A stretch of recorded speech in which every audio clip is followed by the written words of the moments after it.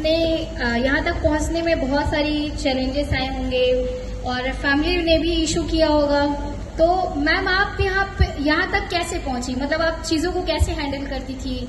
यहाँ तक पहुँचने का थोड़ा सा मूल मंत्र चाहिए हमें, ताकि हम लोग भी अपनी लाइफ में actually that's a very long story. I was a village girl having 4 sisters and father as a teacher. So a village which do not have even schools, better schools. फिर उसके बाद में a girl with having lot of imposed traditions, customs, stereotypes, prejudice, lot of things. जितने भी social evils होते थे all were imposed. So I always had in my mind, when I was heighted, so I felt shy. Why I am so heighted? मुझे सबसे पीछे खड़ा होना पड़ता है. मतलब मुझे अपनी हाइट भी प्रॉब्लम लगती थी. इतना ये सोशल सिस्टम ने नेगेटिविटी भर दी थी. और लड़की इतनी लंबी होती जा रही, दिन दुगना रात चौगुना बस लंबी हो रही. तो अब वो पुलिस में मुझे बड़ा अच्छा वो देके गया है. तो आई फेल्ट बचपन में कि लंबा होना भी एक सिन है, एक अपराध है. तो this is how the society lives around. And then I thought कि मुझे कुछ करना है, यहाँ से निकलना है. तो दे और वर लाइक बायोलॉजी ही लेनी है, टीचर, या तो टीचर बनो या फिर डॉक्टर की तैयारी करो. दे वर इम्पोज्ड कि नहीं MBBS करो, हम नहीं कर पाए तो तुम तैयारी करो. So it was forced and I was like नहीं, मुझे कुछ ग्लैमर में जाना है, कहीं बाहर जाना है, कुछ और करना है. तो थिंग्स वर वेरी डिफिकल्ट. तो घर से भाग के I gave interview to Franklin Institute and I got selected as an air hostess.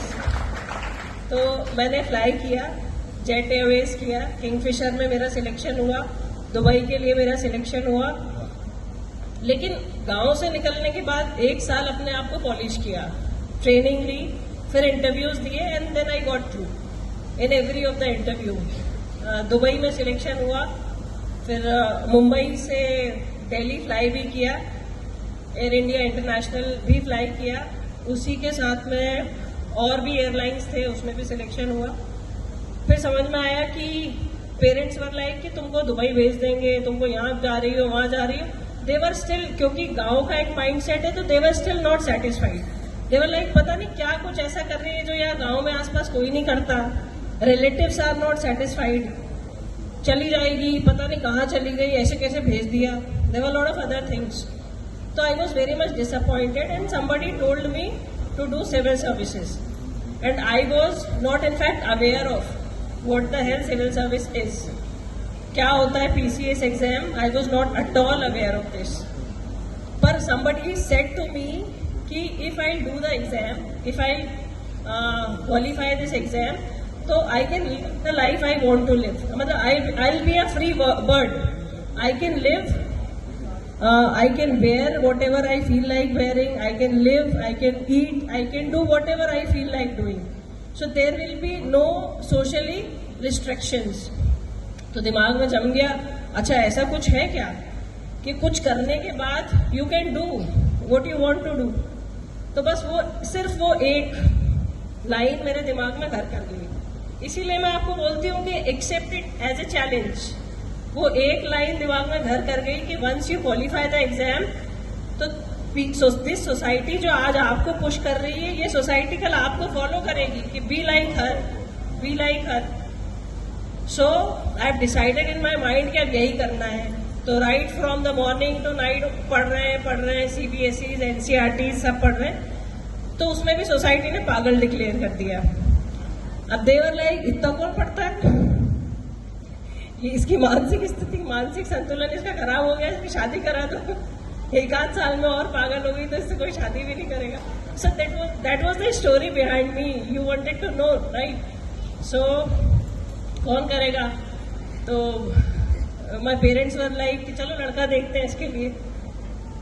फिर अब मैं और डिप्रेशन में कि नहीं, अब तो क्वालिफाई करना ही है. 2012 का PSC आया, बैठ गए बिल्कुल भूत बन के.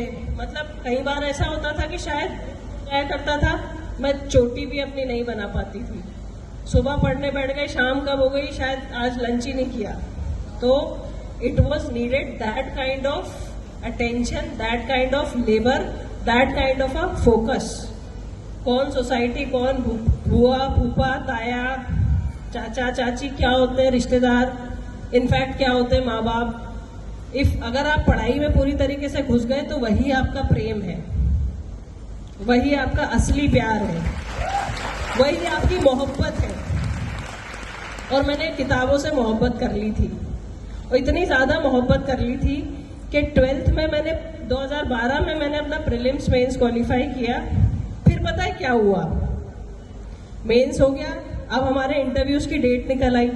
फिर पता है क्या हुआ, फिर वो हुआ जो अभी इस देश में चल रहा है, पेपर लीक, मेंस का पेपर लीक। हम इंटरव्यूज के लिए तैयार होके बैठे हुए, लाइन में लगे हुए। 2013 में उसका प्रीलिम्स हुआ, 2013 वैसे ही हो गया, 2014 आने वाला था, पेपर लीक हो गया। हम सबकी सुसाइडल कंडीशन। मैं क्यों इस प्रोटेस्ट को समझ पा रही हूँ, क्योंकि मैंने वो दर्द झेला है, क्योंकि मैंने आपको बताया कि मैं किस तरीके से पढ़ती थी, और सिर्फ एक सेकंड में आपसे बोल दिया जाता है कि इस एग्जाम को कैंसिल किया जा रहा है। क्यों? Paper leak. हाई कोर्ट गया मामला, हम लोग भी गए हाई कोर्ट, जिन जिनका मेंस निकला, हम लोगों ने उस समय पैसा खर्च किया, ऐसे ही पीएससी के बाहर बैठ के धरने दिए, इंटरव्यूज कंडक्ट कराओ, इंटरव्यूज कंडक्ट कराओ। फिर उस समय पता चला कि एक एक पेपर बिका है 3-3 करोड़ में, 6-6 करोड़ में। और जब उसके ऊपर एसआईटी गठित हुई और उसका इन्वेस्टिगेशन हुआ तो पता चला जिन लोगों ने पेपर खरीदा था उसमें से एक का भी मेंस नहीं निकला, जिनके हाथ में, क्योंकि पीएससी एक्चुअली रिक्वायर्स टैलेंट। 10,000 शब्द आपको 3 घंटे में लिखने होते हैं। अब वो आपके आगे कोई लिखा हुआ भी रख देगा ना तो आपके